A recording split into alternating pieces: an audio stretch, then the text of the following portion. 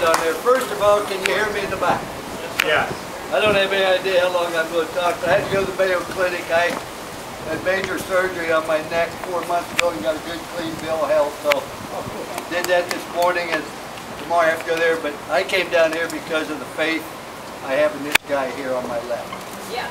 Our values, our beliefs, we need people in Washington like him. And I know showing up here is a good fundraiser, and money's important, but getting people out to vote is even more important. You got to persevere. I know we're in a Democratic area, but yeah, anybody that ever achieved anything, persevere. Look at Abraham Lincoln. How many elections did he lose? Look at Thomas Edison. How many times did he fail? Mother Teresa. Victor Victoria. About him, you say you never heard of him. No, you didn't. He quit. You got to persevere in anything you do. I think it's critical to be enthusiastic about what you do. I mean, when you talk about out of the West, you talk about this country, be enthusiastic because people want to be around it. People say, you have fun going TV, not necessarily. You may have a headache, may be upset when they turn the TV light on. I'm going to have more fun than anybody else. If I have fun doing it, then people want to be a part of it. Doesn't mean you don't do dumb things. I go on TV one time and I called the University of Auburn. Next week I get on and say, I'm sorry, I made a mistake. It's Auburn University. I won't make a mistake again, so don't write anymore. I looked at the camera and said I had no idea that many people from Auburn could write. And then I see the T on there. Oh, you know why those colors are orange in Tennessee? That's so they wear that orange outfit to the game and cheer for the Bulls on Saturday. They wear the same orange outfit on Sunday to go hunting. They wear the same orange outfit the other 5 days of the week to pick up trash.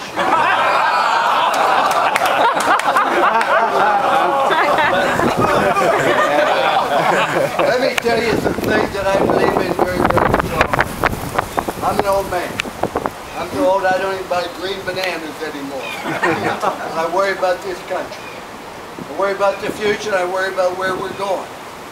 You look at the spending. The amount of spending, the amount of debt that we have. Approaching 14 trillion. 1.5 trillion this year, 1.4 trillion last year. We talk about the budget going up. The Democrats don't charge of Congress no fix.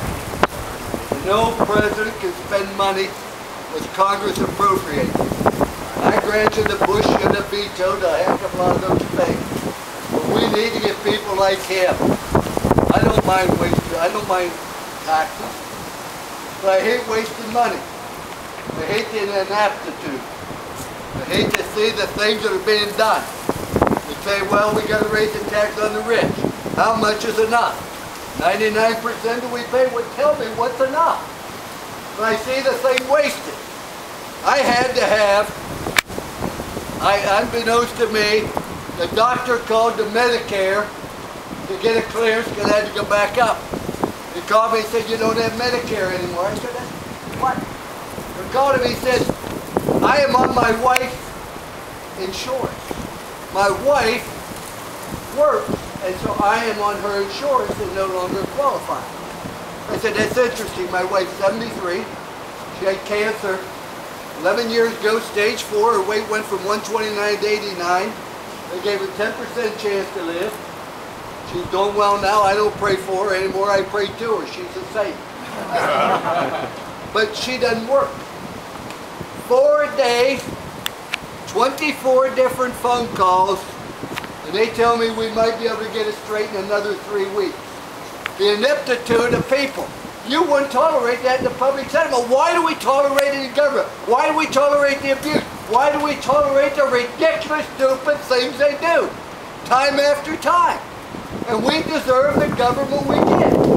You sit back and you tolerate that stuff. That's why I'm involved. I don't want to be involved. I got a million different things I like to do. I love to play golf. Love to be with my wife. And I want to pause here. Say to you sincerely. If you want some great advice, listen to your spouse. Nobody knows you any better, loves you anymore, wants to see you succeed anymore. And nobody I love dearly is my wife, and she's my best friend. And sometimes my only friend. But I remember when I coached Ohio State under Woody Hayes. We won the national championship. I'll never forget the High National Bank had a huge billboard that said, behind every successful person stands a very surprised mother-in-law.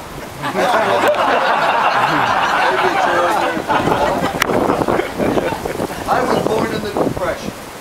My dad had gone to the 3rd grade. I was born in the cellar. We had no food stamp. We had no welfare. We had no safety net. Then what you had is who you had. My dad worked different odd jobs, etc. I had aunts and uncles and grandparents that loved me. And my parents taught me they would take care of me when I'm young. And I would take care of them when they were old. That's the obligation you have as a family. The point I make is, a lot of things that they have done out of good intention.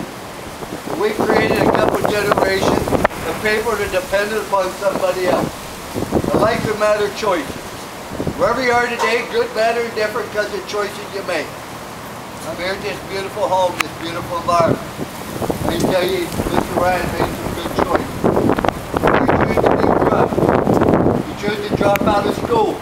You choose to run with wrong people. You choose to do a gang. You're choosing to fail.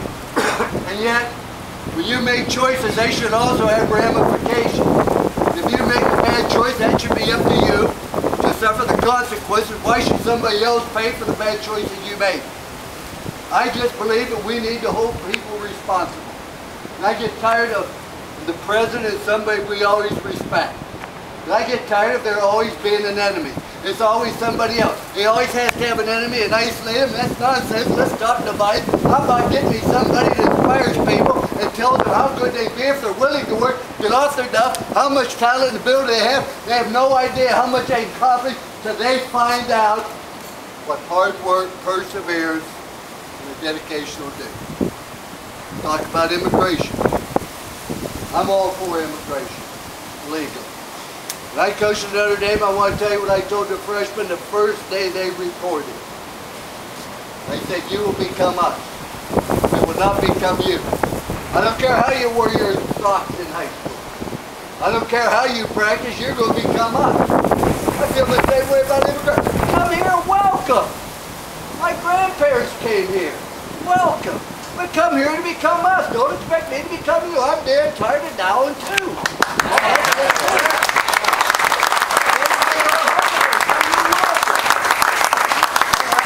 On and on, but you know, these are just things that I believe in very strongly. You know, we have federal laws, we have state laws, we have corporate laws, we have bylaws, we have in-laws, we have outlaws. You know, so God dog many laws and 25,000 pages. Now, I don't expect you when you get to Congress to read 2,500 pages of the health bill. I sure as all heck expect you to read the 18 pages of the Constitution. Yeah, here it is.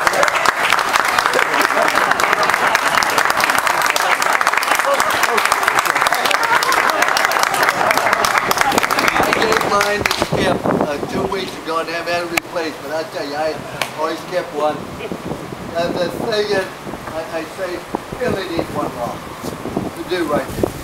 All I ask anybody to do, whether you're Democrat, Republican, or Independent, go to the polls. Vote.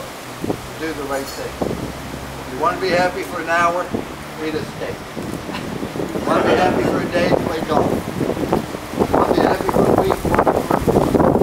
If you want to be happy for a month, buy a new car. If you want to be happy for a year, win the lottery. If you want to be happy for a lifetime, elect people like Alan Western Congress.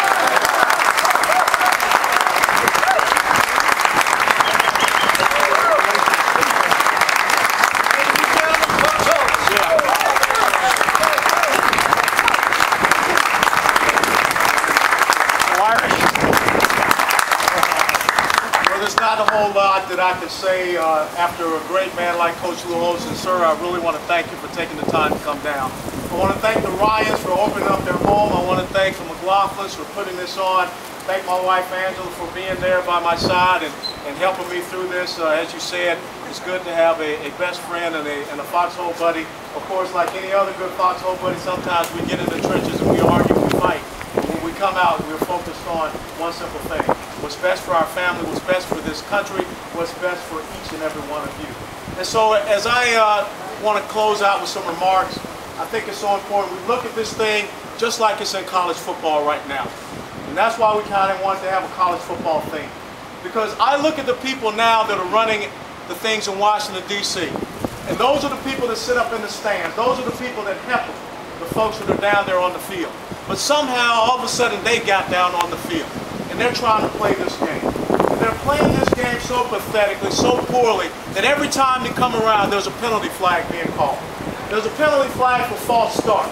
Because they have taken this country down the wrong path, down the wrong direction. They're getting us away from the foundational principles and values that made us great, that made this home what it is, that made the United States of America in 234 years the greatest nation that the world will ever know.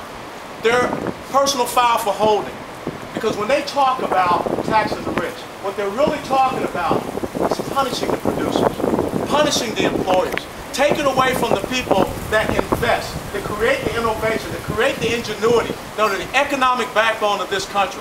Why? Because they want to hold on to your wealth.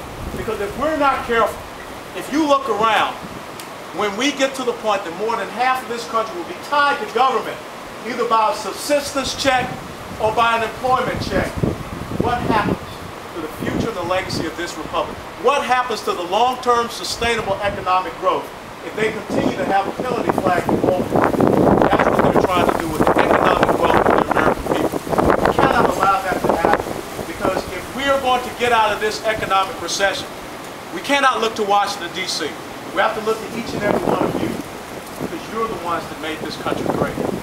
All the way back to 1776, all the way up to where we are now in the 21st century. You know, they're guilty of so many personal fouls, blocking in the back. Because every time you turn around, they're doing something behind our backs.